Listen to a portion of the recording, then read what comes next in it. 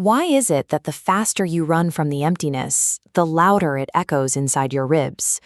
You spend years collecting sounds, deadlines, notifications, the mechanical chatter of a busy life, because you are terrified of what will happen if the noise stops.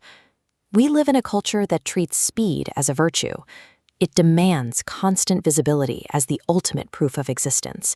If you aren't moving, the logic goes, you are falling behind. This frantic, continuous movement creates a false sense of life. We are running so hard to stay visible that we confuse the wind we create by running with the act of actually breathing. Clara's fingers were permanently stained with the chemical tang of Prussian blue and mineral spirits. She was a sign painter in a damp mountain town, a craftsman working 14-hour days, pulling perfect, unfluctuating copperplate script across rough oak and zinc. Her physical technique was flawless. Her lines never shook. Yet her internal architecture was a chaotic blur of acceleration. While her hands moved with microscopic precision, her mind raced ahead to the next commission, the next invoice, the next scrap of validation. She kept an old brass alarm clock on her workbench. Its ticking was a metallic heartbeat she constantly tried to outpace. Whenever she finished a masterpiece, instead of pausing, she immediately sanded down a new board to begin again, driven by an absolute terror of stopping. Because she was highly productive and constantly in motion, the world assumed she was perfectly fine. That visible output masked a deep, unnameable lack beneath the surface. The breaking point came on a freezing October afternoon. The town installed a massive computerized digital display directly opposite the brick wall Clara had spent 3 weeks painting by hand. The street erupted in a blinding artificial noon, cycling through violent flashes of neon green and red every 5 seconds. She didn't drop her brush, and she didn't get angry. She simply froze. The sheer velocity of the flashing light instantly washed out the subtle shadows of her gold leaf, rendering her weeks of quiet, meticulous labor completely invisible.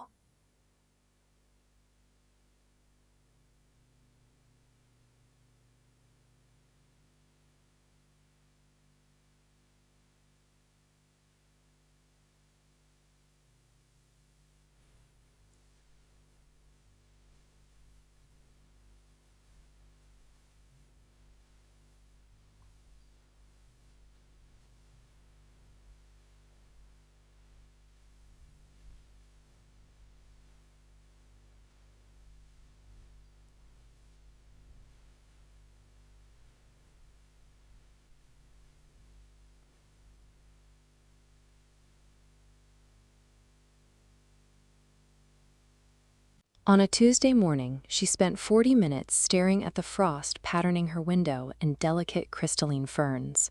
It was an agonizingly slow form of beauty, growing without a sound and completely indifferent to whether she noticed it or not.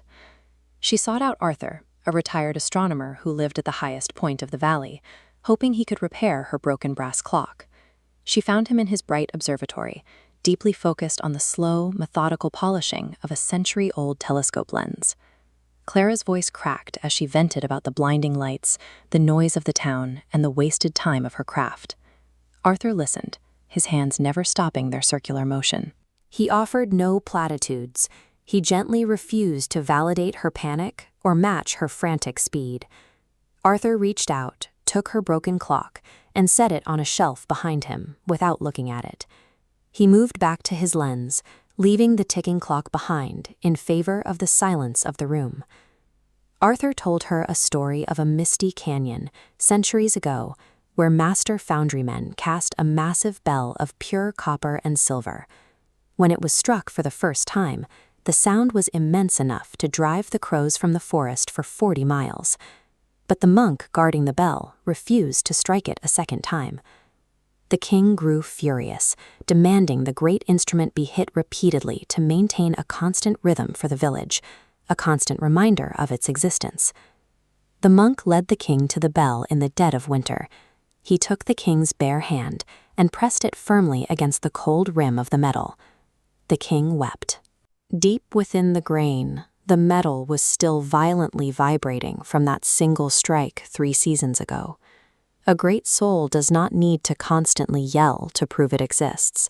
Its true power lies in holding the quiet resonance of a single profound action. Clara walked down the mountain alone.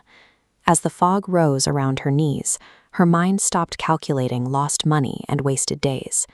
She stopped on a footbridge, touching the cold, physical timber of the railing, grounding herself in the heavy reality of the earth. Watching the small bubbles rise from the bottom of a tin pot in her kitchen, Clara recognized an undeniable depth in the quiet room. The noise of the town was what had been erasing her. This silence felt like space she was finally allowed to occupy. She returned to her workshop, but she abandoned her fast-drying chemicals.